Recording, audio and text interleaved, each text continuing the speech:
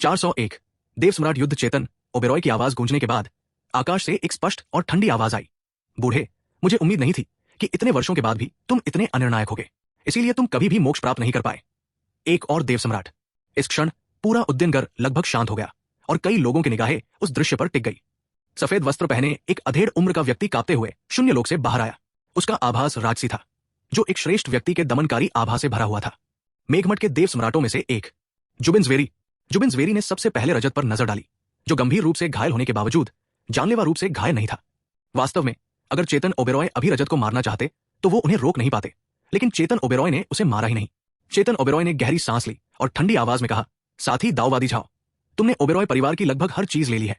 मेरा ओबेरॉय परिवार बस जीवित रहना चाहता है। तुम इतना दबाव क्यों डाल रहे हो? जुबिन ज़्वेरी ने व्यंग्य करते हुए आंखों में शरारत भरी चमक लिए उदासीनता से कहा, ओबेरॉय परिवार के पास अभी भी एक वस्तु है, उसे मुझे सौंप दो और मैं ओबेरॉय परिवार को जीवित रहने दूंगा। कैसा रहेगा? यह सुनकर मनीष ओबेरॉय तुरंत समझ गए कि जुबिन ज़्वेरी किस ओर इशारा कर रहे हैं। वाकई वो उनके ओबेरॉय परिवार के खजाने के पीछे पड़े थे। एक वस्तु? क्या ओबेरॉय परिवार के पास अभी भी कुछ ऐसा है जिस पर देव सम्राट भी ललचाते हो? ओबेरॉय परिवार की नींव बहुत मजबूत है और पहले तो ऐसा लगता था कि उनके शाही परिवार से संबंध है। हो सकता है कि उनके पास सचमुच कोई खजाना हो, पर यह तो अफसोस की बात है, ओबेरॉय परिवार की ऐसी हालत हो गई है। वैसे चेतन ओबेरॉय में निर्णय लेने की क्षमता बिल्कुल नहीं है। उसने रजत को मारने की हिम्मत भी नहीं की, जो अभी अभी देव सम्राट बना है। मुझे लगता है कि ओबेरॉय परिवार के पतन का कोई कारण जरूर है। तुरंत ही चर्चाएं छिड़ गई और सभी ने ओबेरॉय परिवार के प्रति तिरस्कार दिखाया। खासकर चेतन ओबेरॉय के इतने डरपोक स्वभाव को देखकर तो और भी ज्यादा घृणा हुई। आखिरकार वो एक देव सम्राट है, कोई उनके सिर पर धूल झोंक रहा है, फिर भी आप इतने आसानी से बात कर लेते हैं। महामहिम, क्या ये काफी है? तभी एक और ठंडी आवाज सुनाई दी। जुबिन ज़्वेरी के बगल में शून्य लोक फिर से हिल उठा और काले वस्त्र पहने एक बूढ़ा आदमी बाहर आया। हालांकि उसकी ऊर्जा जुबिन ज़्वेरी से थोड़ी कम थी, फिर भी उसमें एक देव सम्राट जैसी साधना झलक रही थी। यह मेघमट का दूसरा देव सम्राट था, समीर चौहान। समीर चौहान ने चेतन ओबेरॉय को ठंडे स्वर में देखा। उसकी आवाज में कोई नरमी नहीं थी। उसने कहा, वो वस्तु मुझे सौंप दो और अपनी एक भुजा काट लो, तभी मेरा मेघमट अनिच्छा से तुम्हारे ओबेरॉय परिवार को बख्शेगा। जाहिर है ये शब्द छल के लिए थे। वस्तु प्राप्त करने के बाद उसकी पहली प्राथमिकता निश्चित रूप से ओबेरॉय परिवार को नष्ट करना होगी। चेतन ओबेरॉय का चेहरा तुरंत गंभीर हो गया। दोनों आत्मविश्वास से भरे हुए थे और बिना किसी सौदेबाजी के बोल रहे थे। उनका ओबेरॉय परिवार को छोड़ने का कोई इरादा नहीं था। वो मूर्ख नहीं था, वो स्वाभाविक रूप से ये बात समझ सकता था। धिक्कार है, वो खुद को रोक नहीं पाया और उसने ओबेरॉय परिवार की ओर देखा। उसने अभी तक कोई कदम क्यों नहीं उठाया? चेतन ओबेरॉय की आंखों में गंभीरता थी। अर्जुन सूर्यवंशी एक डोमिनेटर क्षेत्र का साधक था। अगर वो कार्रवाई करने को तैयार नहीं था तो उसके पास कोई चारा नहीं था। एक डोमिनेटर दायरे के साधक के लिए देव सम्राट को मारना बेहद आसान था। जब तक वो जुबिन ज़्वेरी और समीर चौहान को मार सकता था और साथ ही अपनी डोमिनेटर दायरे की शक्ति का इस्तेमाल कर सकता था, तब तक सिंघानिया परिवार शायद इतना दबाव नहीं बनाएगा, है ना? चेतन ओबेरॉय अपने मन में पूरी तरह आश्वस्त नहीं था, लेकिन चाहे कुछ भी हो, स्थिति निश्चित रूप से अभी से बेहतर होगी। उसके विचारों में उथल पुथल मची हुई थी। तभी समीर चौहान ने अपने शरीर को फैलाया। उसके चेहरे पर एक ठंडी मुस्कान थी। इस सम्राट ने अभी अभी सफलता प्राप्त की है और उसे अपने दायरे को मजबूत करने की जरूरत है। मैं बस तुम्हें, बूढ़े, एक औजार के रूप में इस्तेमाल करूंगा। इसके साथ ही उसका पूरा शरीर महान दांव की ऊर्जा से घिर गया और भयानक ध्वनि तरंगे उत्पन्न हुई। आसपास के सभी लोग पहले ही दूर हट चुके थे, लेकिन जब ये ध्वनि तरंगे उन तक पहुंची तो कई देवस्वामी साधकों ने तुरंत अपना सिर पकड़ लिया और दर्द से चीखने लगे। निम्न लोकों के उन साधकों के सिर सीधे फट गए, जिनमें कई देवराज साधक भी शामिल थे। समीर चौहान ने जो समझा था वो ठीक ध्वनि का दाव था। मूर्ख, एक देव सम्राट की जासूसी साधारण साधक कैसे कर सकते हैं? समीर चौहान ने व्यंग्य किया, फिर ठंडे भाव से चेतन ओबेरॉय की ओर देखा। समीर चौहान के बेचैन व्यवहार को देखकर चेतन ओबेरॉय का चेहरा तुरंत बदल गया। इस स्थान पर एक बड़ा युद्ध पूरे ओबेरॉय परिवार के लिए अत्यंत हानिकारक होगा। धिक्कार है, वो जानता था कि आज ये युद्ध अपरिहार्य है, इसलिए उसने इसका डटकर सामना किया। चेतन ओबेरॉय के शरीर के भीतर ऐसा लग रहा था मानो समुद्र की लहरें गरज रही हों और उनका पूरा अस्तित्व भारी होता जा रहा था। समीर चौहान ने व्यंग्य किया और उसके होठों के कोने पर विचित्र मंत्र उभर आए। कापो, धड़ाम। पलक झपकते ही चेतन ओबेरॉय के चारों ओर का शून्य क्षेत्र फट गया और यह बाहर की ओर फैलता चला गया। घुटन भरे दमन के एहसास ने लोगों को निराशा से भर दिया। चेतन ओबेरॉय थम गए। उनके पीछे ओबेरॉय परिवार था, इसलिए वे बच नहीं सके और इस हमले का सामना करने के अलावा उनके पास कोई चारा नहीं था। चूंकि तुम मुझे मजबूर करने पर तुले हो, तो यह बूढ़ा आदमी तुमसे मौत तक लड़ेगा। उनकी आंखों में क्रोध की झलक भी दिखाई दी। चेतन ओबेरॉय बहुत लंबे समय से दबे हुए थे। ये लोग लगातार उन पर दबाव डाल रहे थे। अगर पूरा ओबेरॉय परिवार न होता तो वे इतने दुखी क्यों होते? चेतन ओबेरॉय ने पकड़ने के लिए हाथ उठाया और उनके चारों ओर भयानक सुनामी उमड़ पड़ी। इस समय समीर चौहान को ऐसा लगा जैसे वो एक असीम सागर में है और उनके सामने विशाल लहरें उमड़ रही हैं। इन लहरों के सामने समीर चौहान बेहद छोटे लग रहे थे। समीर चौहान की आंखों में डर का कोई निशान नहीं था। उसने ठंडी मुस्कान दी, फिर मुंह खोला। चीर दो। भयानक दाव शक्ति हवा में संघनित हुई, फिर सीधे बाहर निकली और एक तीखी और जानलेवा आवाज तुरंत फैल गई। लहरें सीधे चीर गई। उसी समय जिस क्षेत्र में दोनों लड़ रहे थे वो सीधे ढह गया और नष्ट हो गया। जमीन पर बड़ी बड़ी दरारें दिखाई देने लगी। महान दांव के झटके चारों ओर फैल गए, यहां तक कि देवस्वामी शक्ति वाले भी पास नहीं जा सके। केवल अमर श्रद्धा क्षेत्र में पहुंचकर ही कुछ झटकों का थोड़ा बहुत सामना किया जा सकता था। कितना अफसोस! हालांकि समीर चौहान लहरों को चीर कर निकल गया, लेकिन उसे उम्मीद नहीं थी कि इसके पीछे एक और परत होगी। पफ! समीर चौहान सीधे हवा में उड़ गया। उसकी आंतरिक शक्ति अस्त व्यस्त हो गई और उसके शरीर पर दरार के हल्के निशान भी दिखाई दिए। चेतन ओबेरॉय मध्य अवस्था के देवसम्राट थे। स्वाभाविक रूप से प्रारंभिक अवस्था के देवसम्राट समीर चौहान उनसे कहीं अधिक शक्तिशाली थे। बस एक ही प्रहार दोनों के बीच का अंतर दिखाने के लिए काफी था। समीर चौहान ने तुरंत अपने शरीर की ऊर्जा को स्थिर किया। उनकी आंखों में युद्ध की तीव्रता झलक रही थी। अराजक नृत्य। उन्होंने फिर दहाड़ा और लगभग साकार हो चुकी ध्वनि तरंगे तुरंत चेतन ओबेरॉय की ओर बढ़ी। ये ध्वनि तरंगे न केवल साकार हुई थी, बल्कि इनका एक विशेष आकार भी था, जैसे अजगर का बवंडर, जो बेहद घातक था। इस दृश्य को देखकर कई दर्शक अपनी लार निगल गए। क्या ये कोई देव सम्राट है? कई देव पूज्य छुपकर ये सब देख रहे थे और उन्हें लगा कि इस हमले का सामना करने पर वे चींटियों से कम नहीं है। अगर उन्हें इसका सामना करना पड़ता तो शायद वे पल भर में ही नष्ट हो जाते। चेतन ओबेरॉय भी निर्भीक थे। वे सीधे आगे बढ़े। उनके चेहरे पर एक कठोर भाव था। क्या तुम्हें सच में लगता है कि इस बूढ़े का स्वभाव अच्छा है? 10,000 सागर उमड़ पड़े। जैसे ही उसकी आवाज गूंजी, भयानक लहरें समीर चौहान की ओर अनंत रूप से बढ़ने लगी। इनमें से प्रत्येक लहर में इतनी शक्ति थी कि वह किसी भी अर्ध देव सम्राट का नाश कर सकती थी। इस क्षण चेतन ओबेरॉय की युद्ध क्षमता पूरी तरह से प्रदर्शित हुई।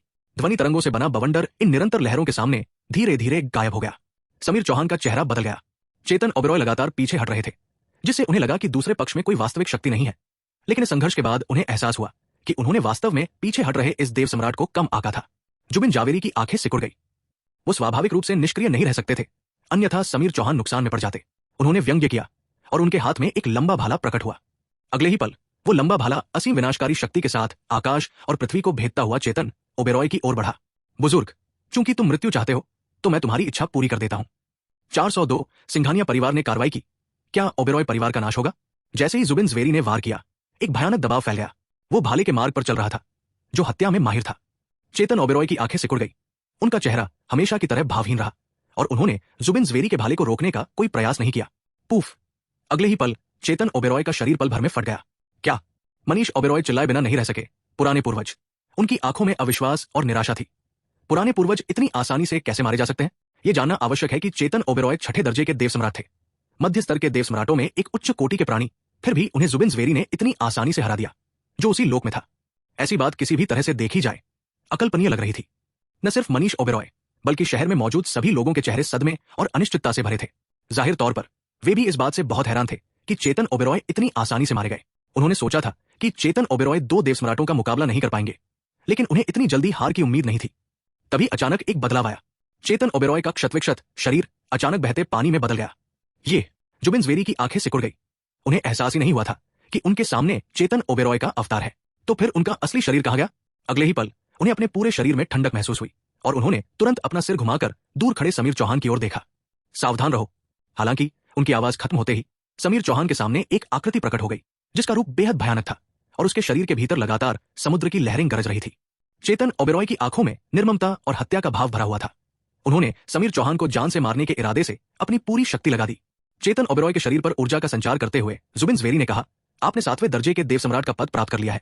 देव सम्राटों को भी प्रारंभिक अवस्था, मध्य अवस्था और अंतिम अवस्था में विभाजित किया जाता है, जिन्हें आगे 1 से 9 श्रेणियों में बांटा जाता है और प्रत्येक श्रेणी के बीच एक बहुत बड़ा अंतर होता है। हालांकि छठी और 7वीं श्रेणी के बीच केवल एक श्रेणी का अंतर होता है, लेकिन मध्य और अंतिम अवस्था के बीच का अंतर युद्ध शक्ति में भारी अंतर पैदा करता है। समीर चौहान भी सदमे में थे। उन्होंने चेतन ओबेरॉय से इस तरह के हमले की उम्मीद नहीं की थी और यह शक्ति स्पष्ट रूप से उन्हें सीधे जान से मारने के उद्देश्य से थी। इस क्षण वे भयभीत हो गए। उन्होंने अभी अभी देव सम्राट का पद प्राप्त किया था। उनका जीवन अभी शुरू ही हुआ था। वे इस तरह कैसे मर सकते थे? वो विरोध करना चाहता था, लेकिन चेतन ओबेरॉय की गति इतनी तेज थी कि वो समय पर प्रतिक्रिया नहीं कर सका। चेतन ओबेरॉय की आंखों में शीतलता छाई हुई थी। बाहरी लोग उसे अनिर्णायक समझते थे, लेकिन ये केवल ओबेरॉय परिवार के हित में था। पर अब मेघमत उन्हें धीरे धीरे घेर रहा था, जिससे ओबेरॉय परिवार के बचने का कोई रास्ता नहीं बचा था। यहां तक कि एक कोने में फंसा खरगोश भी काट लेता है। उसके जैसे देव सम्राट विशेषज्ञ की तो बात ही क्या। चूंकि बाहरी लोग उसे अनिर्णायक समझते थे, तो आज वो उन्हें दिखाएगा कि वो वास्तव में अनिर्णायक है या नहीं। बूम! एक भयानक विस्फोट हुआ और विस्फोट का व्यापक प्रभाव चारों दिशाओं में फैल गया, जिससे चेतन ओबेरॉय के केंद्र से 100 मील के दायरे में स्थित घर और इमारतें पल भर में ढह गई और खंडहर में बदल गई। जुबिन ज़वेरी का दिल लगभग रुक गया। धिक्कार है! समीर चौहान मर गया। उन्हें पता था कि समीर चौहान के लिए इस प्रहार का सामना करना मुश्किल होगा और अभी अभी उनकी अपनी लापरवाही ही इसका कारण थी, वरना समीर चौहान कभी गिरते ही नहीं। धिक्कार है। जुबिन ज़वेरी की आंखें लाल हो गई और वे गुस्से से आग बबूला हो गए। समीर चौहान ही वो अफसर था जो उन्होंने ओबेरॉय परिवार के रहस्य का बलिदान देकर हासिल किया था। उन्होंने मेघमट की शक्ति को फिर से बढ़ते हुए देखा था, लेकिन उन्हें ऐसी उम्मीद नहीं थी। असल बात यह थी कि उनकी साधना अभी भी चेतन ओबेरॉय से थोड़ी कमजोर थी। वे केवल छठी श्रेणी के थे, जबकि चेतन ओबेरॉय 7वीं श्रेणी के थे, इसलिए वे अब चेतन ओबेरॉय के प्रतिद्वंद्वी नहीं थे। धिक्कार है। इस दृश्य को देखकर शहर की भीड़ भी स्तब्ध रह गई। उनके चेहरे बेहद गंभीर थे। एक देव सम्राट अभी भी एक देव सम्राट है, उन्हें धमकाया नहीं जा सकता। मेघमट अब मजाक बनकर रह गया है, मुसीबतें खड़ी करने आया है, और अब एक देव सम्राट का निधन हो गया है। लेकिन ओबेरॉय परिवार के ये पूर्वज बहुत ही गुप्त थे। लगता है स्थिति पलटने वाली है। पहले मेघमट की ताकत ओबेरॉय परिवार से ज्यादा थी, लेकिन अब ओबेरॉय परिवार की ताकत ने उन्हें पीछे धकेल दिया है। क्या भविष्य में इन दोनों ताकतों के बीच टकराव उलझ जाएगा? चर्चाएं तेज होती गई, लेकिन शहर में अभी भी कई देव सम्राट स्तर की ताकतें मौजूद थी और वे गंभीर भावों से दूर देख रही थी। मामला अभी खत्म नहीं हुआ है। तभी एक जोरदार धमाका हुआ। धमाके के बाद चेतन ओबेरॉय की आकृति टूटी हुई डोर वाली पतंग की तरह सीधे ओबेरॉय परिवार की दिशा में जा गिरी।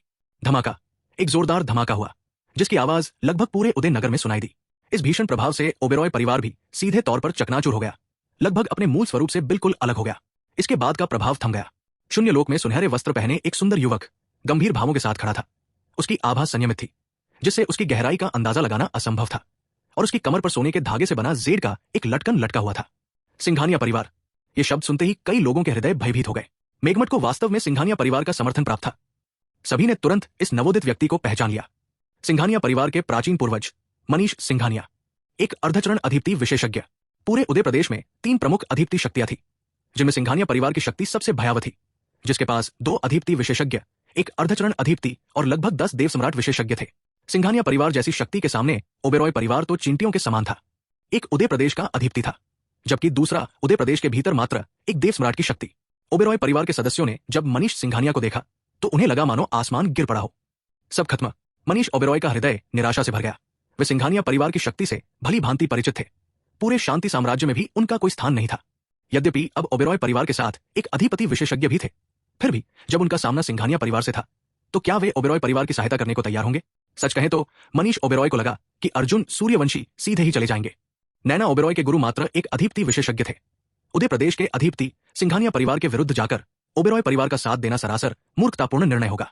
मनीष ओबेरॉय ने कभी सोचा भी नहीं था कि मेघमट के पीछे सिंघानिया परिवार का हाथ है। अचानक उन्हें कुछ सूझा। मनीष सिंघानिया अधिपति तक पहुंचने का मार्ग प्रशस्त करना चाहते थे, और संयोगवश ओबेरॉय परिवार के पास ऐसा ही एक खजाना था। ओबेरॉय परिवार का तो काम तमाम। मनीष ओबेरॉय का चेहरा निराशा से भर गया।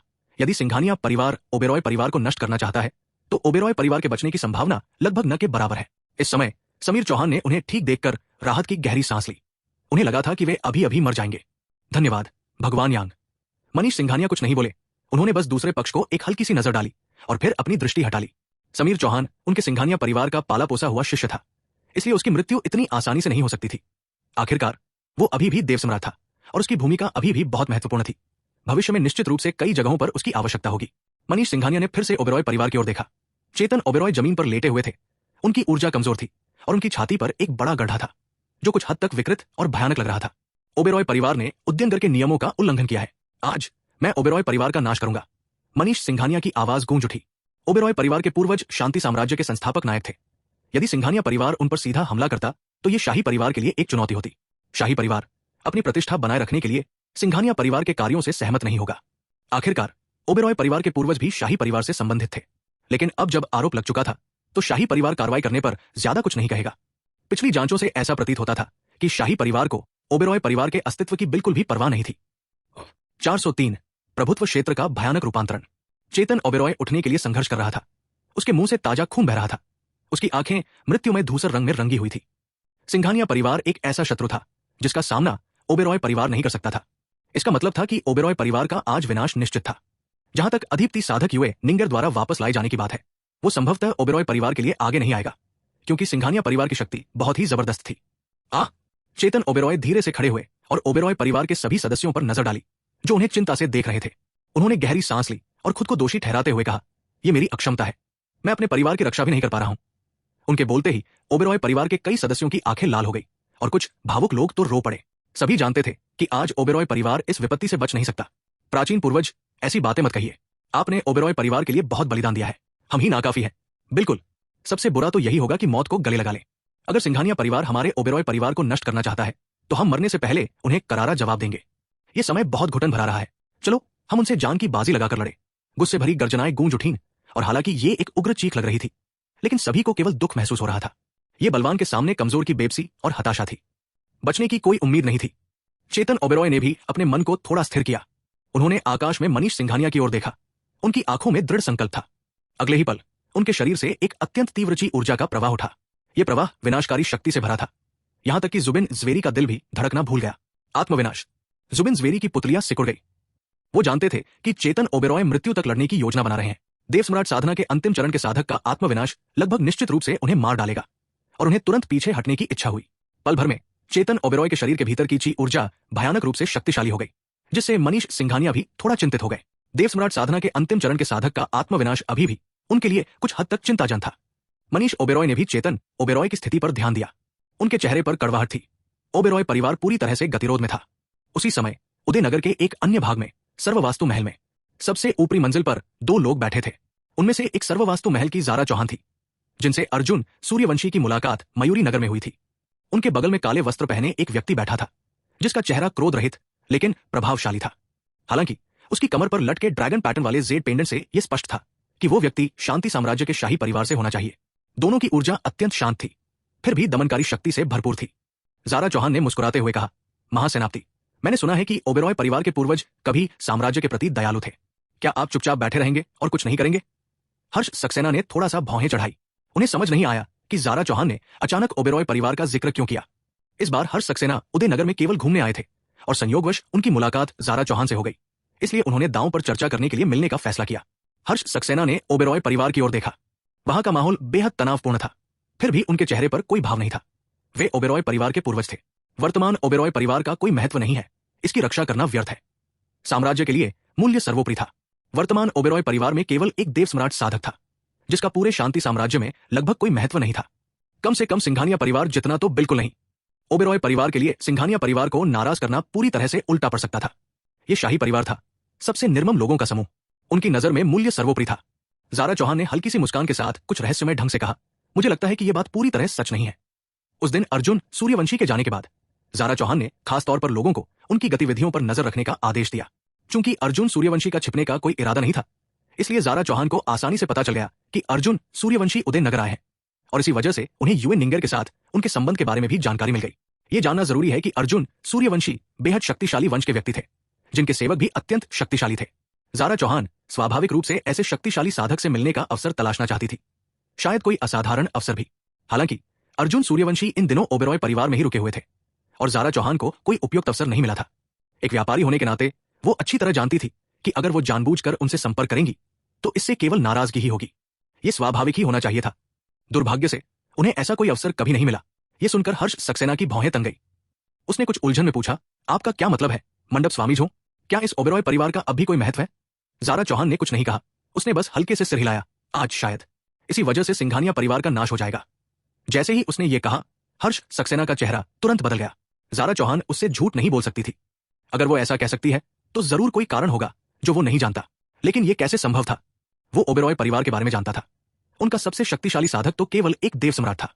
वे सिंघानिया परिवार का सामना कैसे कर सकते थे? हर्ष सक्सेना खड़ा हो गया। उसका चेहरा अत्यंत गंभीर था। क्या यह सच है, मंडप स्वामी जो? सिंघानिया परिवार को उनके शाही परिवार का हिस्सा माना जाता था। वो किसी को भी उन्हें नष्ट करने नहीं देगा। यह जानना आवश्यक है कि सिंघानिया परिवार में दो अधीपति साधक और एक मनीष सिंघानिया थे, जो अधीपति बनने के कगार पर थे। इसलिए पूरे सिंघानिया परिवार का महत्व बहुत अधिक था। ज़ारा चौहान ने उनकी ओर एक नजर डाली, फिर तुरंत अपनी दृष्टि हटा ली। उनका स्वर शांत लेकिन ठंडा था। उन्होंने कहा, महासेनापति, चूंकि हमने कई बार सहयोग किया है, इसलिए मैं आपको सलाह देती हूं कि कोई भी जल्दबाजी वाला कदम न उठाएं और सिंघानिया परिवार की मदद करने के बारे में सोचना भी मत। या क्या आप भी मरना चाहती है? हर्ष सक्सेना का हृदय बुरी तरह कांप उठा। उन्होंने अविश्वास से ज़ारा चौहान की ओर देखा। वो अधीपति साधना के अंतिम चरण में थे और उन्होंने अराजक शरीर पर महारत हासिल कर ली थी। पूरे नीलाकाश लोक में कौन उन्हें मार सकता था? यहां तक कि वृद्ध सम्राट भी उन्हें नहीं मार सके। अचानक उनकी पुतलियां सिकुड़ गई। निषिद्ध शक्ति। ओबेरॉय परिवार वास्तव में एक निषिद्ध शक्ति से जुड़ा हुआ था। जब वो सोच विचार कर रहा था, तभी दूर से एक और भयानक ऊर्जा का विस्फोट हुआ। इस ऊर्जा की शक्ति मनीष सिंघानिया की शक्ति से कहीं अधिक थी।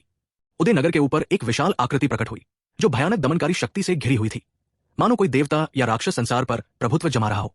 अराजक देवता, एक मध्य स्तर का अधीपति साधक, पल भर में पूरा शहर सन्नाटे में डूब गया।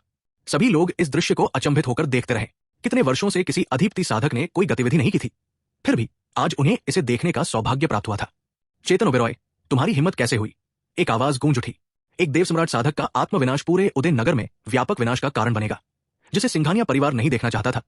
इसलिए उनके पास इसे रोकने के लिए बाहर आने के अलावा कोई विकल्प नहीं था। चेतन ओबेरॉय के चारों ओर की ऊर्जा और भी उग्र हो गई और वे स्वयं उस अपार शक्ति के कारण जमीन पर गिर पड़े। उन्होंने संघर्ष करते हुए अपना सिर उठाया। उनकी आंखों में क्रोध भरा था। तुम सब मेरे ओबेरॉय परिवार को नष्ट करना चाहते हो, तो क्या मुझे मृत्यु का ही इंतजार करना होगा?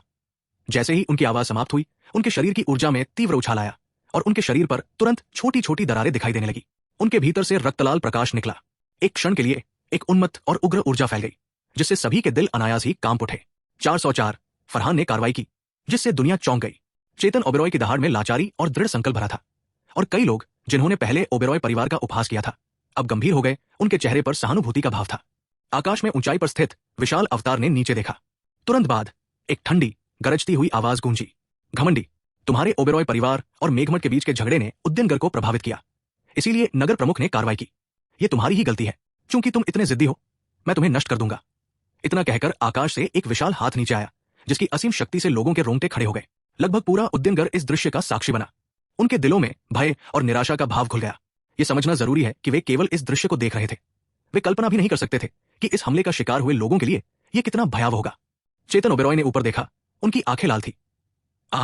एक गर्जना गूंजी। उनका शरीर फूलने लगा और उसी समय वे दबाव से मुक्त होकर आकाश की ओर उड़ने के लिए तैयार हो गए। पुराने पूर्वज मनीष ओबेरॉय का चेहरा भी निराशा से भर गया था। ओबेरॉय परिवार सचमुच नष्ट होने वाला था।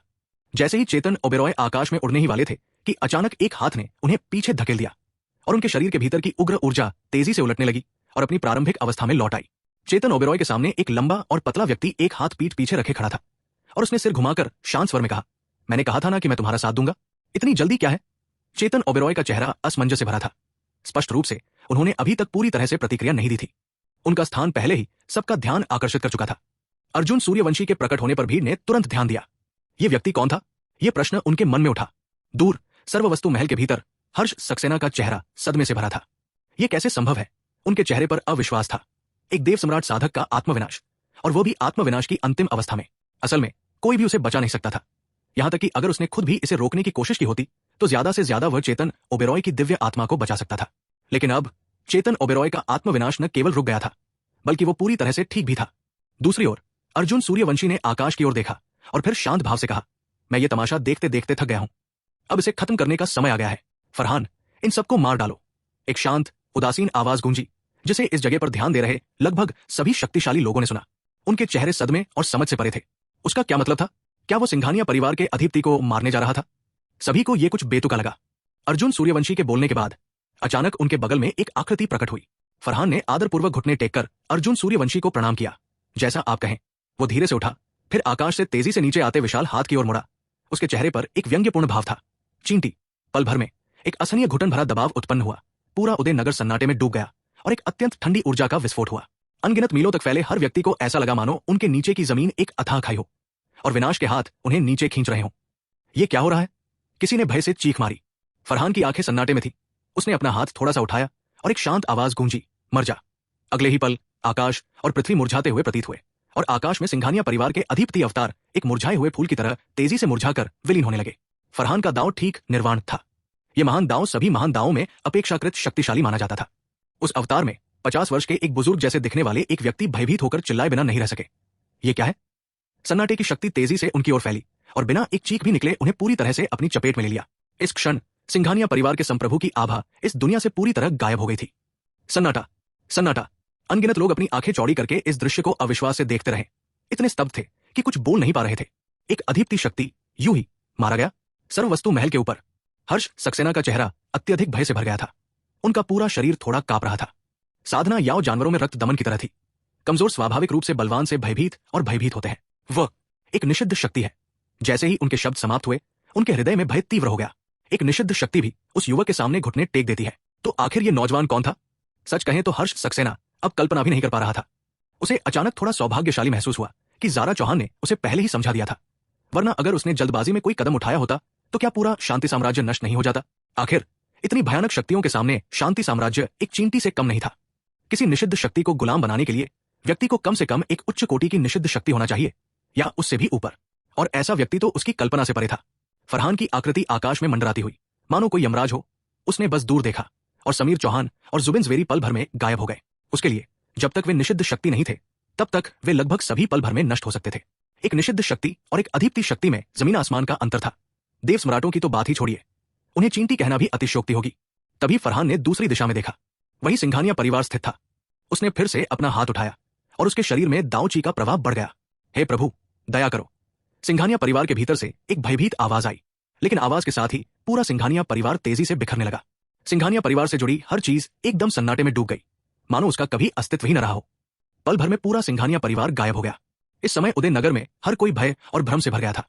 आखिर हुआ क्या? कौन था वो? ओबेरॉय परिवार के सदस्य भी स्तब्ध खड़े थे। उनके चेहरे अविश्वास और सदमे से भरे थे। उन्हें तो यह भी संदेह था कि वे जो देख रहे हैं वो महज एक सपना है, हकीकत नहीं। मैंने कुछ गलत तो नहीं देखा? सिंघानिया परिवार नष्ट हो गया? यश ओबेरॉय का चेहरा भय से भरा हुआ था। वे पूछे बिना नहीं रह सके। पूरा उदय नगर मानो अंधेरे में डूब गया था। हत्या करने के बाद फरहान अर्जुन सूर्यवंशी के पास लौट आया। अर्जुन सूर्यवंशी ने उसकी ओर एक नजर डाली और शांत भाव से कहा, निर्वाण के मार्ग, तुम्हारी प्रतिभा वाकई अद्भुत है। फरहान तुरंत प्रसन्न हो उठा और जल्दी से झुककर बोला, प्रशंसा के लिए धन्यवाद महाराज। सिस। इस दृश्य ने लोगों को और भी चौंका दिया। पहले का वह भयानक शक्तिशाली व्यक्ति उस युवक के सामने इतना विनम्र हो गया। अर्जुन सूर्यवंशी ने और कुछ नहीं कहा, बल्कि मुड़कर ओबेरॉय परिवार में लौट गए और उदय नगर में धीरे धीरे शांति लौट आई। हालांकि सभी के दिल शांत नहीं हो रहे थे। आखिर वो कौन था? क्या वो अधीप्ति से भी अधिक शक्तिशाली कोई शख्स था? क्या अधीप्ति से भी ऊपर कोई लोक है? कुछ कम जानकार लोगों ने तुरंत संदेह व्यक्त किया। बकवास। अधीप्ति से ऊपर तो निषिद्ध शक्ति का लोक है। मैंने सुना है कि इस लोक तक पहुंचने का अर्थ है इस संसार से परे जाना, एक वर्जित अस्तित्व से संबंधित होना। अधीप्ति शक्ति के लोक को इतनी आसानी से मार गिराने वाला व्यक्ति अवश्य ही निषिद्ध साधक होगा। लेकिन जिसने ये कार्य किया वह तो निषिद्ध शक्ति का लोक था। तो फिर वो जिस स्वामी की बात कर रहा था वो किस लोक का है? 405। परिणाम, उद्यनगर में भारी परिवर्तन आया। सिंघानिया परिवार का नाश हो गया। मेघमठ के 2 देव सम्राट भी मारे गए। कहा जा सकता है कि पूरे उद्यनगर में धरती को हिला देने वाले परिवर्तन हुए। सभी ने पहले सोचा था कि ओबेरॉय परिवार का विनाश होना तय है। हालांकि किसी ने भी घटनाओं में इतने बड़े उलटफेर की उम्मीद नहीं की थी। ओबेरॉय परिवार के पास अभी भी ऐसा भयानक तुरुप का पत्ता था। अधीप्ति से भी ऊपर एक शक्तिशाली शक्ति। सबसे महत्वपूर्ण बात यह थी कि अधीप्ति से भी ऊपर की शक्ति मात्र एक सेवक थी। तो उसका स्वामी कितना भयानक होगा? यह तो अकल्पनीय था। चेतन ओबेरॉय ने अर्जुन सूर्यवंशी की पीठ की ओर देखा। उनके चेहरे पर अवर्णनीय भय और सदमा था। उन्होंने सोचा था कि अर्जुन सूर्यवंशी का ऐसा कोई इरादा नहीं है, लेकिन उन्होंने कभी नहीं सोचा था कि अंत में चीजें इस तरह घटित होंगी। उस लड़की युए निंगर ने आखिर क्या किया था कि उसने इतनी शक्तिशाली शक्ति को अपने लिए काम करने पर मजबूर कर दिया। उनकी दृष्टि में अर्जुन सूर्यवंशी जैसी स्वर प्रतिरोधी शक्ति में किस प्रकार की सुंदरता नहीं हो सकती। जब तक वो चाहे नीलाकाश लोक की सभी सुंदरियां उनकी सेवा में तत्पर रहेंगी, और उनमें से कई युए निंगर से भी अधिक सुंदर होंगी।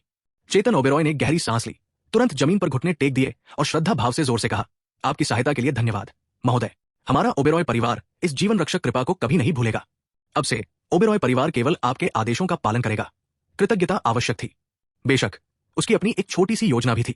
यदि अर्जुन सूर्यवंशी अपने ओबेरॉय परिवार को अपने साथ ले लेते तो ओबेरॉय परिवार एक शक्तिशाली व्यक्तित्व पर निर्भर हो जाता और अब से उनका भविष्य सुगम हो जाता। भले ही अर्जुन सूर्यवंशी मना कर देते, इससे कोई खास फर्क नहीं पड़ता। कम से कम इससे बाहरी दुनिया को उनके ओबेरॉय परिवार और अर्जुन सूर्यवंशी के बीच के संबंध का पता चल जाता।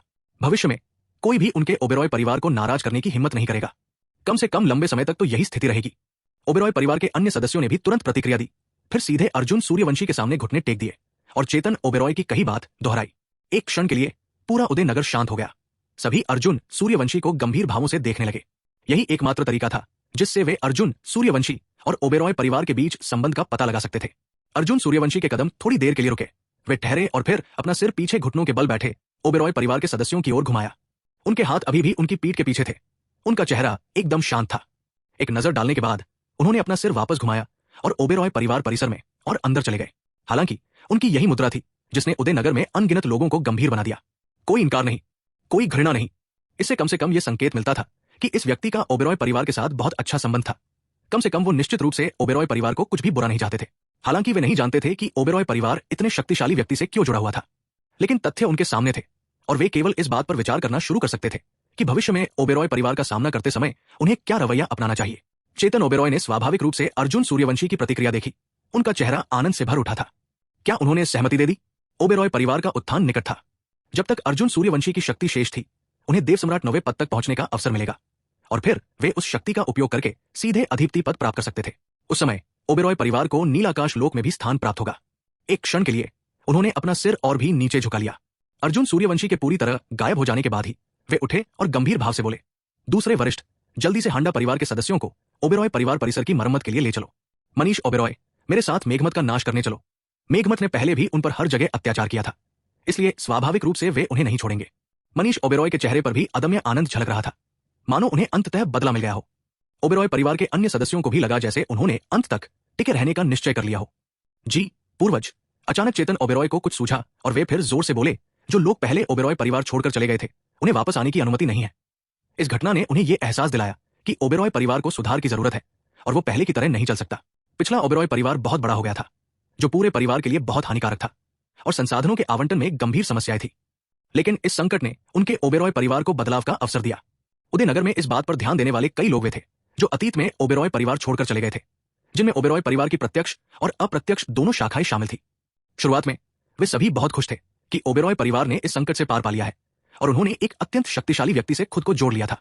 वे ओबेरॉय परिवार में वापस लौटने और अपनी मेहनत का फल भोगने का समय निकालने की सोच रहे थे। लेकिन चेतन ओबेरॉय की बातें सुनकर इन लोगों के चेहरे एकदम बदल गए और बेहद बदसूरत हो गए। मनीष ओबेरॉय ने तुरंत ठंडे लहजे में जवाब दिया, हाँ, वे भी ओबेरॉय परिवार छोड़कर चले गए लोगों से बहुत नाराज थे और स्वाभाविक रूप से उन्हें वापस स्वीकार करना उनके लिए नामुमकिन था।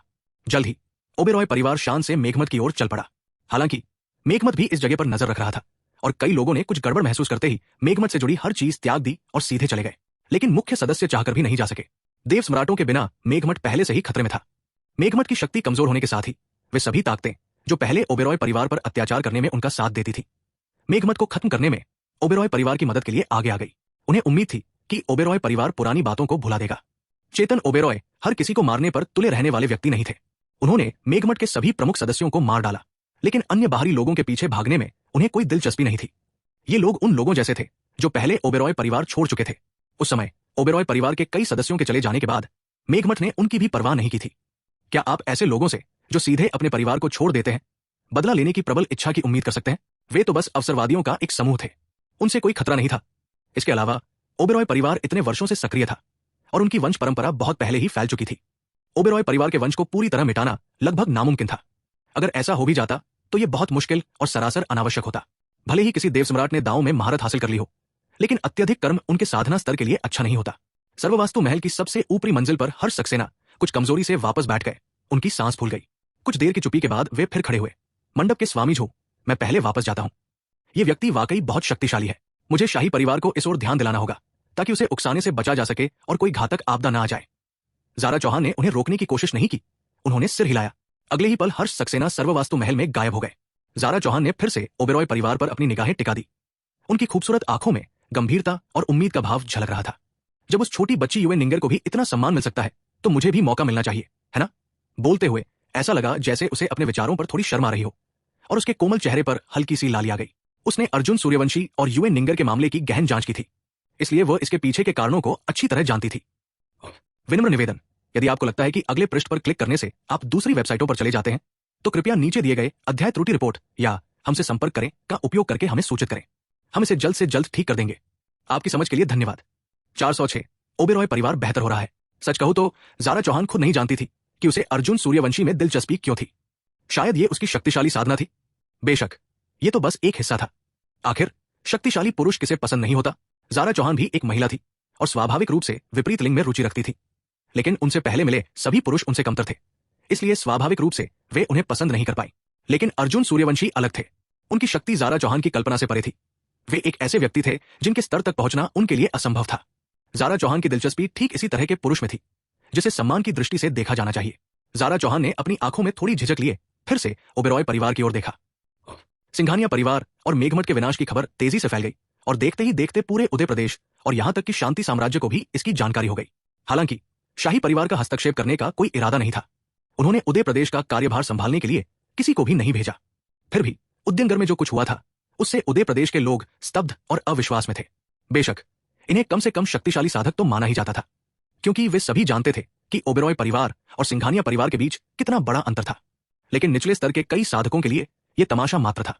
उनके लिए जो बात चौंकाने वाली थी वो केवल अधिपति शक्ति सिंघानिया परिवार का विनाश था, क्योंकि इन लोगों की नजर में एक देव सम्राट भी अत्यंत शक्तिशाली था। अधिपति की तो बात ही क्या। हालांकि ओबेरॉय परिवार में एक ऐसी शक्ति थी जो आसानी से एक अधिपति को नष्ट कर सकती थी। यह कितना भयानक था। ऐसा लगता है कि हमारा उदय प्रदेश बदलने वाला है। सिंघानिया परिवार नष्ट हो गया है और मेघमठ भी नष्ट हो गया है।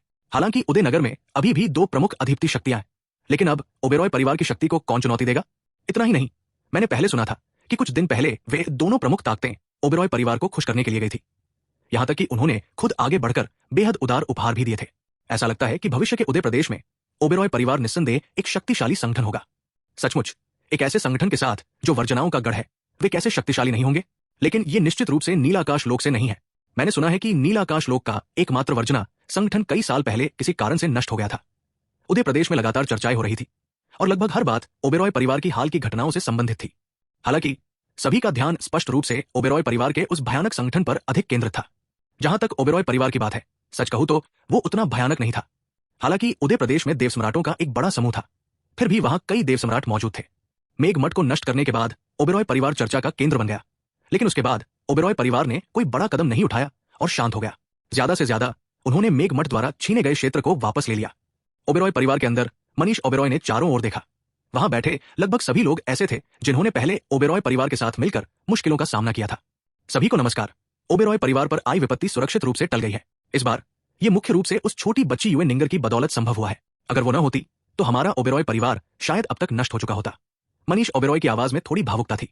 उन्होंने ये उम्मीद नहीं की थी कि ओबेरॉय परिवार की मुसीबतें अंततः उस छोटी बच्ची यूएन निंगर के कारण सुलझ जाएंगी। अब यूएन निंगर और अर्जुन सूर्यवंशी के मामले में उनके मन में कोई घृणा या प्रतिरोध नहीं था। अर्जुन सूर्यवंशी किस प्रकार के शक्तिशाली व्यक्ति थे? सीधे शब्दों में कहें तो यूएन निंगर को पसंद करना और उन्हें दासी के रूप में स्वीकार करना यूएन निंगर के कई जन्मों के परिश्रम का फल था। एक कुख्यात शक्तिशाली व्यक्ति की दासी बनना नहीं, बल्कि यह कहना चाहिए कि वो एक कुख्यात शक्तिशाली व्यक्ति से भी कहीं अधिक भयानक थे, क्योंकि फरहान तो केवल एक अधीनस्थ था और उसकी शक्ति भी एक कुख्यात शक्तिशाली व्यक्ति के बराबर थी। तो अर्जुन सूर्यवंशी जो स्वामी थे, निश्चित रूप से कमजोर नहीं हो सकते थे। जहां तक देवराज साधना का सवाल है, जिसका उन्होंने पहले अनुभव किया था, वो शायद अर्जुन सूर्यवंशी द्वारा अपनी साधना को छिपाने का ही प्रयास था। हाँ, यूएन निंगर ने इस बार सचमुच महान सेवा की है। अगर वो न होती तो हमारा ओबेरॉय परिवार सचमुच नष्ट हो जाता। यूएन निंगर, वो लड़की बचपन से ही बहुत समझदार रही है। मुझे पता था कि वो किसी को भी यूं ही ओबेरॉय परिवार में वापस नहीं लाएगी। चर्चा शुरू हुई और सभी मुस्कुरा उठे। पिछली बैठकों की गंभीरता पूरी तरह गायब हो गई। सभी बहुत निश्चिंत थे। अब ओबेरॉय परिवार मेघमठ के अत्याचार से मुक्त हो चुका था और उन्होंने अपना छीना हुआ क्षेत्र भी वापस पा लिया था। इसलिए ओबेरॉय परिवार के दिन बहुत सुख में थे। सबसे महत्वपूर्ण बात यह थी कि पिछली घटनाओं के कारण कई लोगों ने ओबेरॉय परिवार छोड़ दिया था। लगभग 90% लोगों ने ओबेरॉय परिवार छोड़ दिया था। इसी कारण वर्तमान ओबेरॉय परिवार बहुत हल्का फुल्का था, जिसमें जटिल छोटे छोटे समूह नहीं थे और न ही कोई षड्यंत्र रचा जा रहा था। उपस्थित सभी लोग हांडा परिवार के प्रति वफादार थे। साथ ही उन्होंने मिलकर संकट का सामना किया था, इसलिए उनके भावनात्मक बंधन स्वाभाविक रूप से गहरे हो गए थे। हांडा परिवार के मुखिया को सूचना देते हुए हर्ष ओबेरॉय ओबेरॉय परिवार के मुख्य द्वार पर आपसे मिलना चाहते हैं। हर्ष ओबेरॉय, ये नाम सुनते ही वहां मौजूद सभी लोग पहले तो स्तब्ध रह गए, लेकिन जल्द ही उनके चेहरे पर हैरानी छा गई। हर्ष ओबेरॉय, क्या वो अभी भी वापस आने की हिम्मत कर रहा है? यश ओबेरॉय ने ठंडी सांस लेते हुए कहा। उनकी हत्या की मंशा साफ झलक रही थी। जब ओबेरॉय परिवार मुश्किलों में फंसा तो वो सबसे पहले छोड़कर चला गया था। अब जब ओबेरॉय परिवार खुशहाल है तो उसमें वापस आने की हिम्मत कैसे हुई? परिवार के मुखिया, ये व्यक्ति सचमुच नीच है। मेरा सुझाव है कि हम इसे सीधे मार डालें ताकि दूसरों को सबक मिले।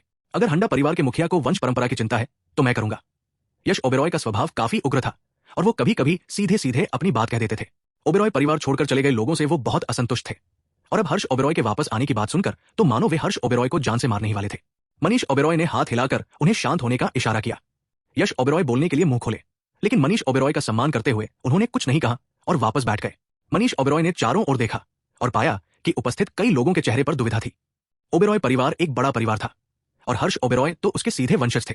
उपस्थित कई लोगों का हर्ष ओबेरॉय से घनिष्ठ संबंध था और उन्हें सीधे मारना उचित नहीं होता, लेकिन वे उन लोगों को वापस भी नहीं आने दे सकते थे।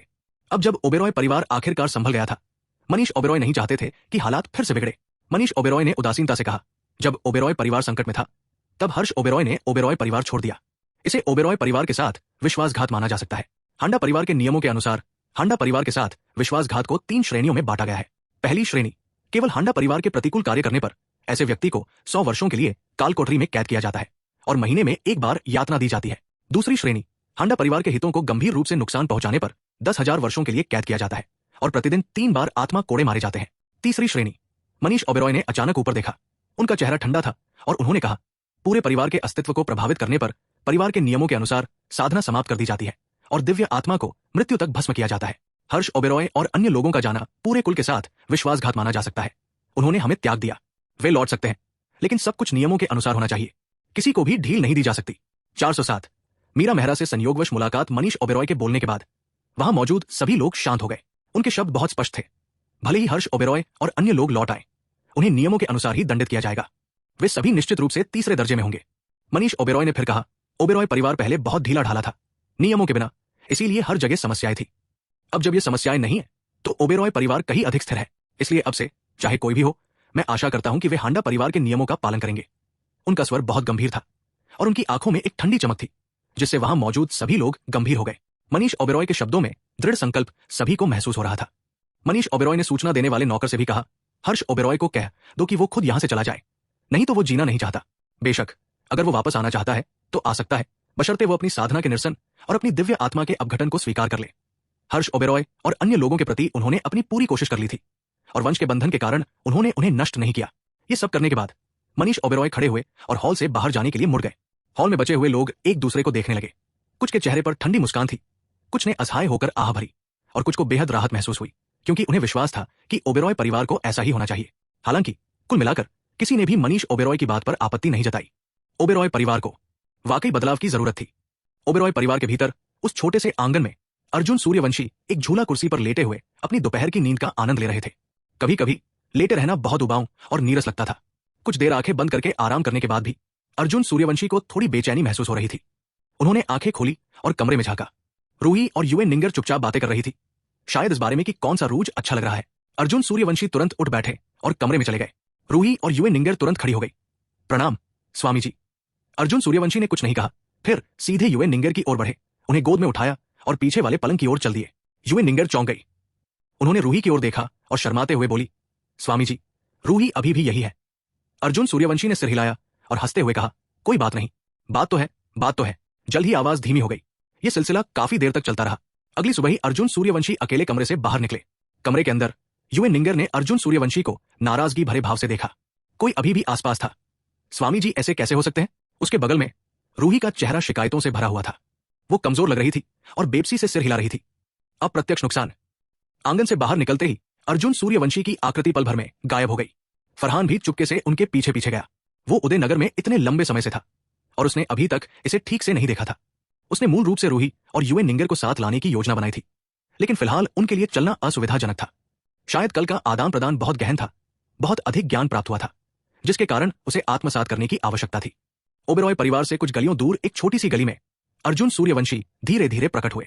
आज उन्होंने किनारों पर सुनहरे पैटर्न वाला नीला वस्त्र पहना हुआ था, जो बेहद असाधारण लग रहा था।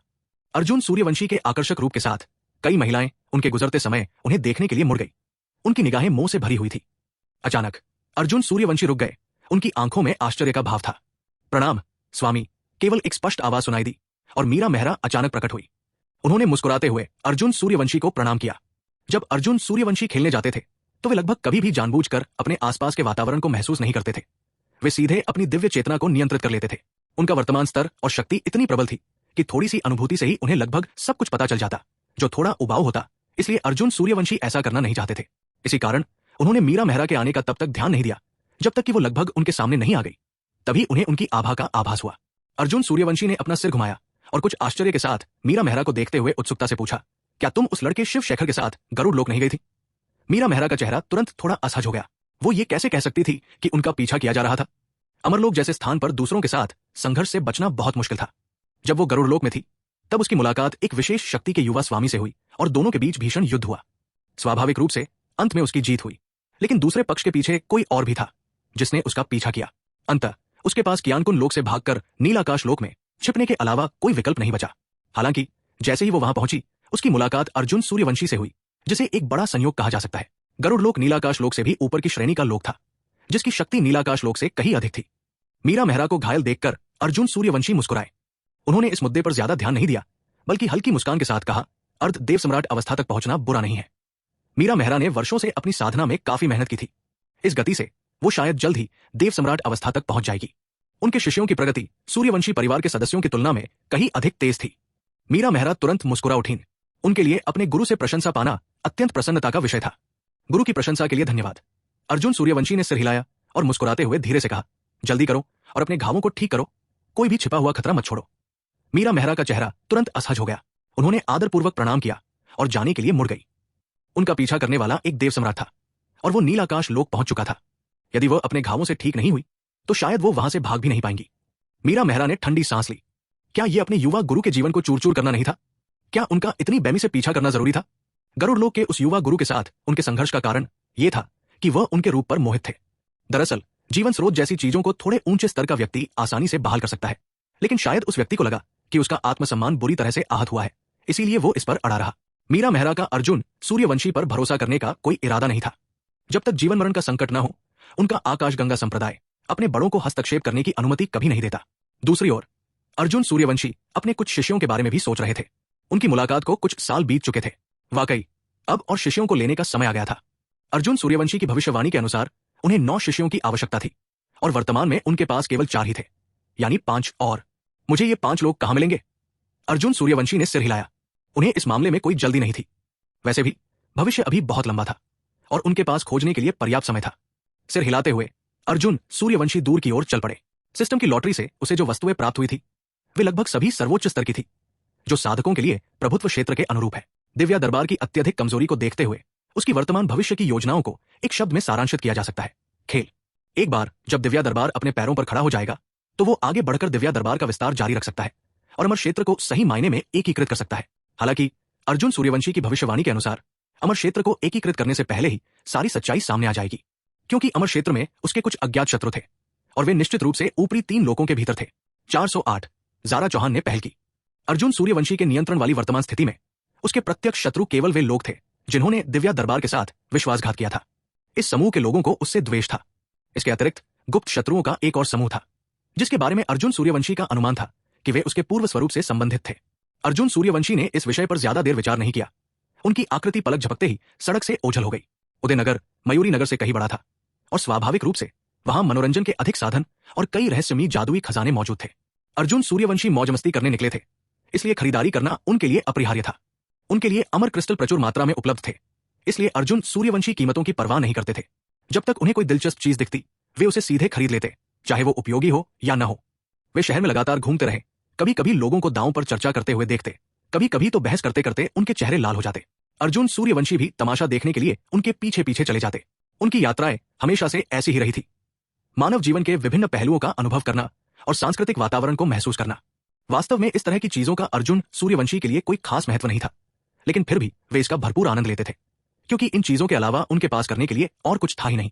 या तो वे यही करते या फिर अपनी युवा पत्नियों और दासियों के साथ समय बिताते, लेकिन उन मामलों में उतार चढ़ाव का भाव आवश्यक था। उन्हें बार बार दोहराया नहीं जा सकता था, वरना समय के साथ भावनाएं कुछ हद तक नीरस हो जाती। अर्जुन सूर्यवंशी चलते चलते लगभग लगातार ओबेरॉय परिवार और फरहान के बारे में चर्चाएं सुनते रहे। पूरी दोपहर घूमने के बाद जब अर्जुन सूर्यवंशी लौटने ही वाले थे, अचानक उनके सामने एक आकृति प्रकट हुई, ज़ारा चौहान, और वो सीधे उनकी ओर आ रही थी। अर्जुन सूर्यवंशी की भौहें तुरंत ऊपर उठ गई। उन्होंने ज़ारा चौहान की छाती पर लगातार हिलते डुलते विशाल उभारों को देखा और मन ही मन धीरे से कहा, कितनी गोरी। ज़ारा चौहान की सुंदरता भले ही युएन निंगेर से कम न हो, लेकिन उनका रूप रंग और स्वभाव युएन निंगेर को लगभग पूरी तरह से मात दे देता था। एक शुद्ध और भोली युवती थी, दूसरी एक परिपक्व देवी। दोनों का स्वभाव बिल्कुल अलग था। हालांकि ज़ारा चौहान की छाती थोड़ी उभरी हुई थी, फिर भी वो उनके शरीर पर पूरी तरह से जंचती थी। जरा भी असंगति नहीं, बल्कि लोगों को ताजगी का एहसास कराती थी। प्रणाम वरिष्ठ। ज़ारा चौहान सीधे आगे बढ़ी, फिर मुस्कुराई और अर्जुन सूर्यवंशी को प्रणाम किया। उनका व्यवहार शालीन और संयमित था, बिल्कुल एक सभ्य युवती की तरह।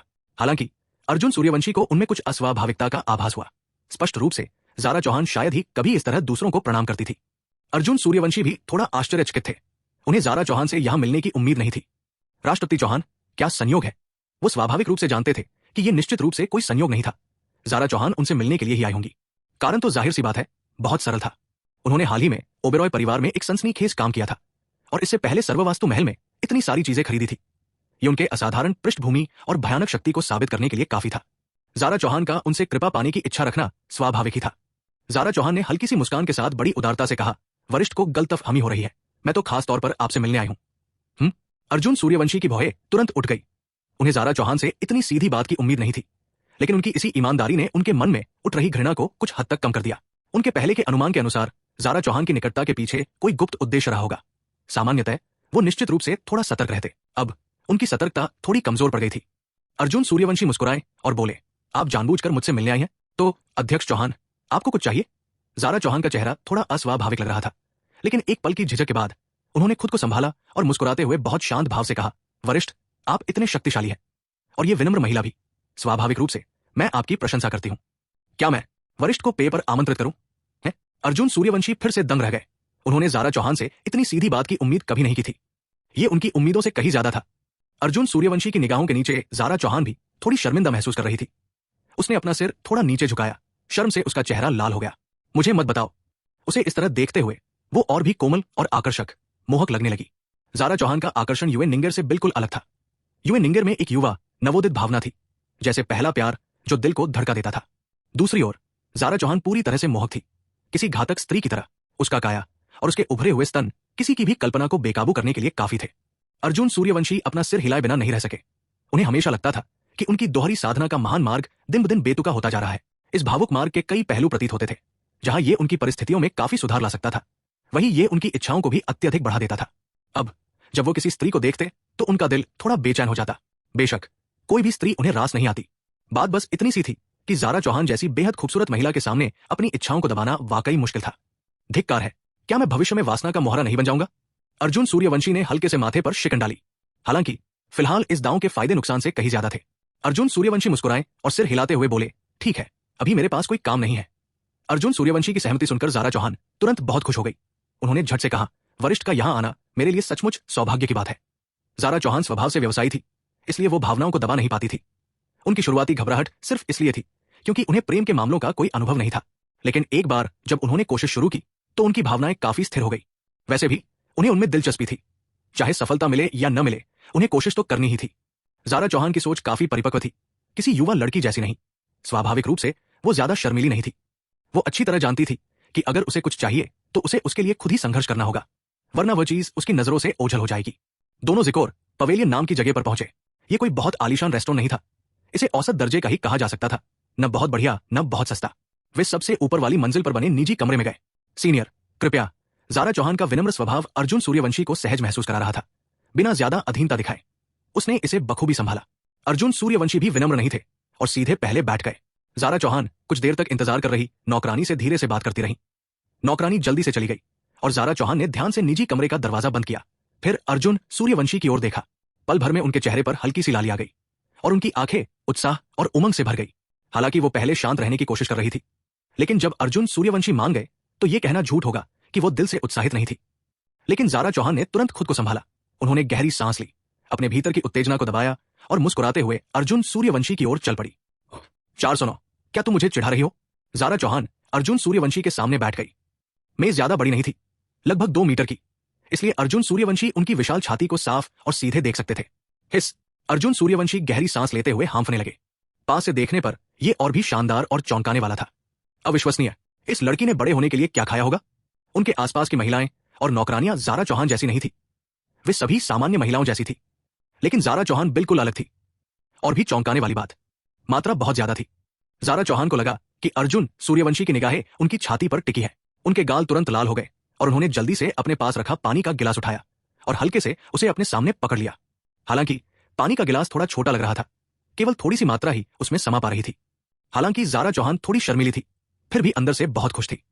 कम से कम इससे एक बात तो जाहिर होती थी, उनमें कुछ ऐसा था जिसने अर्जुन सूर्यवंशी को आकर्षित किया। अर्जुन सूर्यवंशी झिझके नहीं।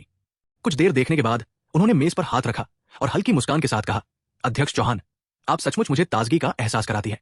जब मैंने आपको पहली बार देखा था तब आप अब से बिल्कुल अलग दिखती थी। जब उन्होंने ज़ारा चौहान को पहली बार देखा था तब उनमें एक प्रतिष्ठित व्यवसायी महिला की आभा थी, लेकिन अब ज़ारा चौहान भी समझ गई कि अर्जुन सूर्यवंशी किस ओर इशारा कर रहे हैं। वो थोड़ी घबराई हुई थी, लेकिन फिर भी मुस्कुराई और बोली, ये विनम्र लड़की शक्तिशाली व्यक्तियों की प्रशंसक है।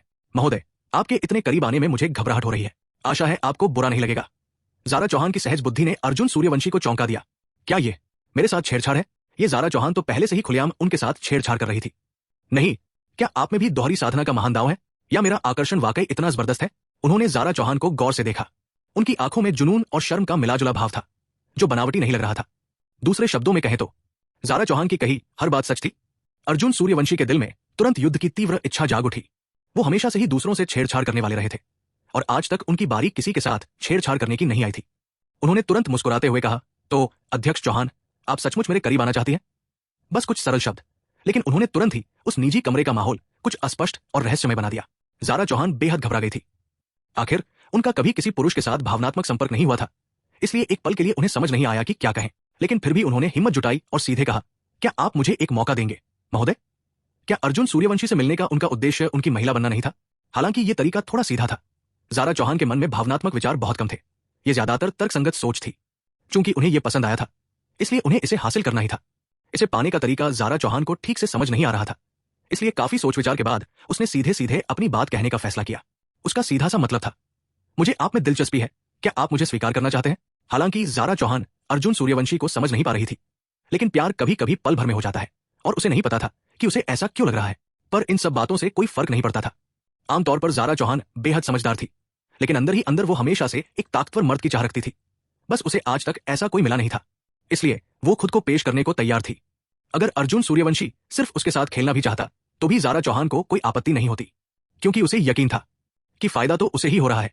ये सोचते ही ज़ारा चौहान के दिल में एक अजीब सी सनसनी दौड़ गई, एक ऐसा अजीब सा एहसास जो उसने पहले कभी महसूस नहीं किया था। पहले चौहान परिवार में सभी ने उसे कोमल, सभ्य और संस्कारी लड़की बनना सिखाया था। जब उसके मन में ऐसे विचार आए तो भीतर ही भीतर उसे शर्मिंदगी के साथ साथ उत्साह और रोमांच का भी एहसास हुआ। अर्जुन सूर्यवंशी तुरंत नहीं बोले। उन्होंने पहले ज़ारा चौहान की छाती पर नजर डाली, फिर 2 बार गला साफ किया। सच कहूं तो ज़ारा चौहान के इस अंदाज ने उन्हें थोड़ा असहज कर दिया था। पहले जब भी वे महिलाओं से मिलते तो हमेशा उन्हें छेड़ते थे, जिससे वे शर्म से लाल हो जाती थी और वे धीरे धीरे अपनी बात आगे बढ़ाते थे। लेकिन इस बार ज़ारा चौहान ने उनकी लय बिगाड़ दी थी, यहां तक कि उन्हें ऐसा महसूस कराया जैसे वो पहल करना चाहती हूं। दोनों चुपचाप एक दूसरे को देखते रहे, लेकिन हॉल का माहौल और भी रहस्यमय होता चला गया। ऐसा लग रहा था कि उनका रिश्ता किसी भी पल टूट सकता है। खासकर ज़ारा चौहान की निगाहें, जो शर्मीली और बेहद साहसी दोनों थी, ने अर्जुन सूर्यवंशी को और भी बेकाबू कर दिया। अर्जुन सूर्यवंशी को चुप देखकर ज़ारा चौहान ने किसी तरह अपने भावों पर काबू पाया। वो थोड़ा आगे झुकी, उनकी विशाल छाती लगभग मेज पर टिकी हुई थी।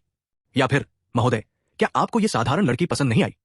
ज़ारा चौहान की आंखों में स्नेह झलक रहा था। हालांकि उन्हें रोमांस का कोई अनुभव नहीं था, लेकिन इतने सालों से व्यापार में होने के कारण वे लोगों के मन की बात समझ सकती थी।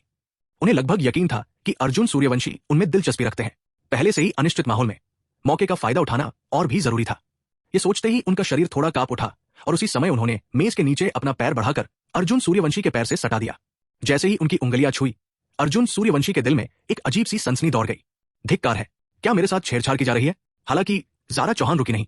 उनकी आंखों में स्नेह, थोड़ी सी शर्म और थोड़ी सी चंचलता झलक रही थी। उनका यह रूप बेहद लुभावना था। अर्जुन सूर्यवंशी ने गहरी सांस ली और मुस्कुराते हुए कहा, राष्ट्रपति चौहान, अगर आप मुझे इसी तरह उकसाती रही तो बाद में सिर्फ आपको ही भुगतना पड़ेगा। ज़ारा चौहान का चेहरा जम गया। अर्जुन सूर्यवंशी का अर्थ ज़ारा चौहान को पूरी तरह समझ नहीं आया। कष्ट सहना? किस बात का कष्ट सहना? अर्जुन सूर्यवंशी तुरंत उठ खड़े हुए और ज़ारा चौहान की ओर बढ़ने ही वाले थे कि अचानक उसी क्षण दरवाजे पर जोरदार दस्तक हुई और 3 नौकरानियां बर्तन लेकर अंदर आई। अर्जुन सूर्यवंशी ने भौहें चढ़ाई। उन्होंने गहरी सांस ली और ऊर्जा दमन तकनीक का प्रयोग करके शांत भाव से वापस बैठ गए। ज़ारा चौहान की आंखों में भी निराशा झलक रही थी। क्या वो अभी अभी लगभग सफल हो गई थी? लेकिन अर्जुन सूर्यवंशी के हाव भाव को देखकर ऐसा लग रहा था कि यह लगभग निश्चित ही था। यह सोचकर ज़ारा चौहान और भी साहसी हो गई। उन्होंने फिर से अपने पैर का अंगूठा बढ़ाकर अर्जुन सूर्यवंशी के पैर को छुआ और उनके चेहरे की लाली और भी गहरी हो गई। स्पष्ट रूप से ज़ारा चौहान का मन शांत नहीं था, लेकिन वर्षों के अनुभव से उन्होंने संयम बनाए रखा और जो उन्हें सबसे अच्छा लगा उसी के अनुसार कार्य करती रही। उनकी राय में अर्जुन सूर्यवंशी की भावनाएं बढ़ रही थी, तो उन्हें अपनी तीव्रता और भी बढ़ा देनी चाहिए। अर्जुन सूर्यवंशी ने गहरी सांस ली और ज़ारा चौहान को अपनी आंखों में थोड़ी सी उग्रता के साथ देखा। शाबाश, क्या तुम मुझे बहकाने की कोशिश कर रही हो? जल्दी। नौकरानियों ने सारे बर्तन रख दिए और फिर सम्मानपूर्वक निजी कमरे से चली गई। अर्जुन सूर्यवंशी तुरंत खड़े हुए और ज़ारा चौहान की ओर बढ़े। ज़ारा चौहान तुरंत घबरा गई। वो जानती थी कि अर्जुन सूर्यवंशी क्या करना चाहते हैं, लेकिन उन्हें समझ नहीं आ रहा था कि उन्हें क्या करना चाहिए, इसलिए वो कुछ खालीपन से वहीं खड़ी रही। जल्दी। अर्जुन सूर्यवंशी उनके पास गए। बिना कुछ कहे उन्होंने सीधे ज़ारा चौहान को उठा लिया। 410। दबंग अर्जुन सूर्यवंशी। ज़ारा चौहान का कोमल शरीर कांप उठा। हालांकि वो पहले से ही जानती थी कि अर्जुन सूर्यवंशी क्या करना चाहते हैं, लेकिन जब ये वास्तव में हो रहा था तब भी वो थोड़ी घबरा गई। उन्होंने पहले कभी किसी पुरुष के साथ ऐसा कुछ नहीं किया था, लेकिन अर्जुन सूर्यवंशी के दबंग स्वभाव ने उनके दिल को धड़का दिया। नीलाकाश लोक में कौन सा पुरुष उनके प्रति इतना दबंग होने का साहस करेगा? इतनी हिम्मत किसमें थी? हर्ष सक्सेना जैसे अधीपति विशेषज्ञ को भी उसके सामने विनम्रता बरतनी पड़ती थी। अर्जुन सूर्यवंशी जैसा शायद ही कोई था जो सीधे उससे ऐसा करने की हिम्मत करता। ज़ारा चौहान बेहद उत्तेजित और थोड़ी घबराई हुई भी थी, लेकिन उसे इस बात की चिंता नहीं थी कि अर्जुन सूर्यवंशी बाद में उसे छोड़ देगा, क्योंकि उसकी नजर में इन सब बातों का कोई महत्व नहीं था। ज़ारा चौहान कमजोर लड़की नहीं थी। वो जानती थी कि किसी भी चीज के लिए उसे खुद संघर्ष करना होगा। अगर वो अर्जुन सूर्यवंशी को चुनाव करने का मौका देती तो उसके सामने दो ही विकल्प होते, या तो उसे छोड़ दिया जाए या अर्जुन सूर्यवंशी के साथ रखा जाए। इसके अलावा उसे इन दोनों विकल्पों में से किसी एक को चुनने का कोई अधिकार नहीं था। इसलिए वो अर्जुन सूर्यवंशी को अपने साथ रखने के लिए पूरी कोशिश करेगी, भाग्य के भरोसे रहने के बजाय। अगर अंत में अर्जुन सूर्यवंशी उसे पसंद नहीं करता तो भी कोई फर्क नहीं पड़ता, कम से कम उसने कोशिश तो की। हालांकि उसे इस मामले में ज्यादा भरोसा नहीं था, लेकिन कोशिश न करने पर उसे कैसे पता चलेगा। ज़ारा चौहान बचपन से ही ऐसी थी। वो हमेशा अपनी इच्छाओं को पाने के लिए सक्रिय रूप से प्रयास करती थी, न कि किसी चीज के अपने आप मिलने का इंतजार करती थी। जैसे जैसे अर्जुन सूर्यवंशी के कार्य और अधिक साहसी होते गए, ज़ारा चौहान की आंतरिक बेचैनी धीरे धीरे शांत होती गई। खैर, बात यहीं तक आ गई थी, अब पीछे हटने का कोई रास्ता नहीं था। ज़ारा चौहान के कार्य और अधिक साहसी होने लगे। अर्जुन सूर्यवंशी को खुश करने के भाव से वो यथासंभव आकर्षक दिखने की कोशिश कर रही थी। लेकिन बहुत जल्दी ही ज़ारा चौहान का चेहरा बदल गया। उन्हें एहसास हुआ कि वो गलत थी, और बहुत बड़ी गलती थी। अर्जुन सूर्यवंशी की शक्ति केवल उनकी साधना में ही नहीं थी, बल्कि कुछ गहरे पहलुओं में भी थी। एक ऐसा अर्जुन सूर्यवंशी जिसे वो पहले कभी नहीं समझ पाई थी। आप एक पल रुकिए, ज़ारा चौहान ने घबराए हुए और कुछ दुखी भाव से कहा। अर्जुन सूर्यवंशी हल्के से मुस्कुराए। अब प्रतिक्रिया देने का समय नहीं था। यह निजी कमरा निजी था, और चूंकि अर्जुन सूर्यवंशी और ज़ारा चौहान एक पुरुष और एक महिला के रूप में अंदर आए थे, इसलिए कोई नौकरानी उन्हें परेशान करने के लिए अंदर नहीं आई। अगले दिन भोर होते ही निजी कमरे के भीतर से दर्द भरी चीख सुनाई दी। बिस्तर पर ज़ारा चौहान को अपने पेट में दर्द और जांघों में सूजन महसूस हुई, जिससे वो पूरी तरह से असहाय हो गई। कोई पुरुष इस मामले में इतना शक्तिशाली कैसे हो सकता है? हालांकि उन्होंने कभी किसी पुरुष के साथ ऐसा कुछ नहीं किया था, लेकिन वो इतने लंबे समय से जी रही थी और सर्ववास्तु महल की मंडप प्रमुख भी थी। उन्होंने सुअर का मांस नहीं खाया था, लेकिन उन्होंने सुअरों को दौड़ते हुए देखा था। लेकिन उनकी समझ में क्या ऐसा करना आरामदायक नहीं था? लेकिन क्यों? ज़ारा चौहान ने अपना सिर घुमाकर देखा और अर्जुन सूर्यवंशी उन पर मुस्कुरा रहे थे, मानो कह रहे हो, तुमने मेरी शक्ति देख ली है ना? सच कहें तो उन्होंने सचमुच इसे देखा था। हालांकि बहुत जल्दी ही उन्होंने भौहें सिकोड़ी। उनके चेहरे पर गंभीरता का भाव था। कुछ गड़बड़ है। ये अधिप्ति साधना के अंतिम चरण में होने के कारण ज़ारा चौहान स्वाभाविक रूप से अपने शरीर के भीतर की ऊर्जा के प्रति बहुत संवेदनशील थी। उसे अपने पेट के निचले हिस्से में एक गर्म धारा का प्रवाह महसूस हुआ, जो उसके अंगों और हड्डियों तक फैल गई। दांव की शक्ति, शुद्ध दांव की शक्ति। यद्यपि यह दांव की शक्ति बहुत मंद थी, फिर भी यह वास्तव में विद्यमान थी और उसे सूक्ष्म सहायता प्रदान कर रही थी। क्या हो रहा है? अर्जुन सूर्यवंशी मुस्कुराए और बोले, ये वो दांव है जिसे मैं नियंत्रित करता हूं। द्वैत साधना दोनों पक्षों की सहायता करती है। ये वो दांव था जिसे उन्होंने पहले ही समझ लिया था। उन्होंने पहले सोचा था कि इसमें केवल भावनाओं को बढ़ाना शामिल है, लेकिन बाद में उन्होंने गहराई से अध्ययन किया। अर्जुन सूर्यवंशी ने पाया कि यह दांव की शक्ति का एक छोटा सा अंश भी उत्पन्न कर सकता है। बेशक दांव की इन शक्तियों का स्रोत उस द्वैत साधना दांव से नहीं, बल्कि असंख्य दांव से था, जो कि काल महान दांव था। काल महान दांव को सृजन महान दांव भी कहा जाता था, जिसमें सृजन की शक्ति समाहित थी। बस अर्जुन सूर्यवंशी की वर्तमान शक्ति अपेक्षाकृत कमजोर थी। उन्होंने अभी अभी काल महान दांव को समझा था और अभी तक वास्तव में सृजन को प्राप्त नहीं कर पाए थे। हालांकि द्वैत साधना की प्रक्रिया के दौरान उनकी द्वैत साधना की महान शक्ति उनके शरीर के भीतर की ऊर्जा को सक्रिय और अशांत कर देती थी, और समय की महान शक्ति भी उसी समय स्वतः ही सक्रिय हो जाती थी, जिससे थोड़ी मात्रा में शक्ति उत्पन्न होती थी। अर्जुन सूर्यवंशी के लिए यह ऊर्जा लगभग नगण्य थी, लेकिन जिन महिलाओं ने अर्जुन सूर्यवंशी के साथ द्वैत साधना की थी, उनके लिए यह एक अवसर था। द्वैत साधना के इन दिनों में यूएन निंगर पहले ही देवस्वामी के अर्धचरण तक पहुंच चुकी थी। केवल इसी से यह स्पष्ट हो जाता था कि उनके साथ द्वैत साधना कितनी लाभकारी थी। ज़ारा चौहान ने तुरंत ही अर्जुन सूर्यवंशी को प्रचंड निगाहों से देखा। उनकी साधना कई वर्षों से नहीं बढ़ी थी, लेकिन अब केवल एक द्वैत साधना सत्र ने ही उनकी साधना में थोड़ी सी प्रगति कर दी थी। यह सचमुच एक महान अवसर था। यह सोचते हुए उन्होंने अपने दर्द भरे पैरों की परवाह न करते हुए सीधे अर्जुन सूर्यवंशी की ओर छलांग लगाई। अर्जुन सूर्यवंशी स्वाभाविक रूप से मना नहीं कर सकते थे, लेकिन बहुत जल्द ही ज़ारा चौहान को अपने किए पर पछतावा हुआ। निजी कमरे में लगातार विनती भरी आवाजें गूंज रही थी। यह शोरगुल सूर्यास्त के समय ही शांत हुआ। अर्जुन सूर्यवंशी उठे और अपने कपड़े ठीक करने के लिए पलंग के पास गए। उन्होंने सिर घुमाकर ज़ारा चौहान को देखा, जो बिस्तर पर थकीहारी और कमजोर लग रही थी, और मुस्कुराते हुए सिर हिलाए बिना नहीं रह सके। क्या तुम मेरे साथ चलना चाहती हो? ज़ारा चौहान एक पल के लिए स्तब्ध रह गई, फिर झट से उठकर बोली, लेकिन जैसे ही उन्होंने बोलना समाप्त किया, उनके ऊपर लिपटा कंबल नीचे खिसक गया। ज़ारा चौहान के गाल लाल हो गए, लेकिन उन्हें ऐसी छोटी मोटी बातों की परवाह नहीं थी। उन्होंने पहले भी इससे कहीं ज्यादा हदें पार की थी, तो अर्जुन सूर्यवंशी द्वारा इसका थोड़ा सा फायदा उठाने से उन्हें क्यों डर लगता? इसके अलावा अर्जुन सूर्यवंशी ने इसे देखा भी नहीं था। हालांकि ज़ारा चौहान सर्ववास्तु महल की मालकिन थी, लेकिन अर्जुन सूर्यवंशी के सामने उन्हें सर्ववास्तु महल का कोई मूल्य नहीं लगता था। यह ज़ारा चौहान थी। वो बहुत ही समझदार और साथ ही बहुत भावुक महिला थी। अगर वो कुछ करना चाहती, चाहे इसके लिए उन्हें सब कुछ कुर्बान करना पड़े, वो कर देती, और वो तर्कसंगत रूप से मानती कि ये सब ठीक ही है। अर्जुन सूर्यवंशी हल्के से मुस्कुराए और ज़ारा चौहान की ओर फिर से बढ़े। ज़ारा चौहान थोड़ी घबराई हुई थी। वो जानती थी कि शायद इसी पल में उनके और अर्जुन सूर्यवंशी के रिश्ते की कुंजी छिपी है। अर्जुन सूर्यवंशी कुछ नहीं बोले। उन्होंने हाथ बढ़ाकर ज़ारा चौहान की ठुड्डी को थाम लिया। ज़ारा चौहान के साथ ऐसा व्यवहार बहुत कम होता था। उनके गालों पर हल्की सी लाली छा गई, लेकिन फिर भी उन्होंने खुद को शांत भाव से अर्जुन सूर्यवंशी की ओर देखने के लिए मजबूर किया। उनकी नजरें मिली। सच कहें तो अर्जुन सूर्यवंशी को लगा कि ज़ारा चौहान के साथ उनका रिश्ता बहुत तेजी से आगे बढ़ रहा है, लेकिन उन्होंने ज़ारा चौहान को ठुकराया नहीं। यह बहुत ही जादुई था। और अर्जुन सूर्यवंशी ने उन्हें मेघ पर्वत वापस ले जाने से भी इनकार नहीं किया। उन्होंने सिर हिलाया, एक जेड का झुमका छोड़ा और फिर मुड़कर चले गए। मैं तुम्हें ढूंढने आऊंगा। अर्जुन सूर्यवंशी की आवाज सुनाई दी और ज़ारा चौहान के दिल पर पड़ा भारी पत्थर आखिरकार हट गया, जिससे उसे काफी राहत मिली। कम से कम अर्जुन सूर्यवंशी के रवैये ने उसे सीधे तौर पर अस्वीकार नहीं किया। ज़ारा चौहान के चेहरे पर एक मनमोहक मुस्कान आ गई। अचानक उसने नीचे देखा और महसूस किया कि उसने कपड़े नहीं पहने हैं, और तुरंत चादर में वापस लेट गई। उसका चेहरा लाल हो गया था। वो पहले अपेक्षाकृत शांत थी, लेकिन अर्जुन सूर्यवंशी के जाने के बाद उसने जो किया था उसे याद करना, शब्दों में बयान करना मुश्किल था। ज़ारा चौहान, तुम ऐसी कैसे हो गई?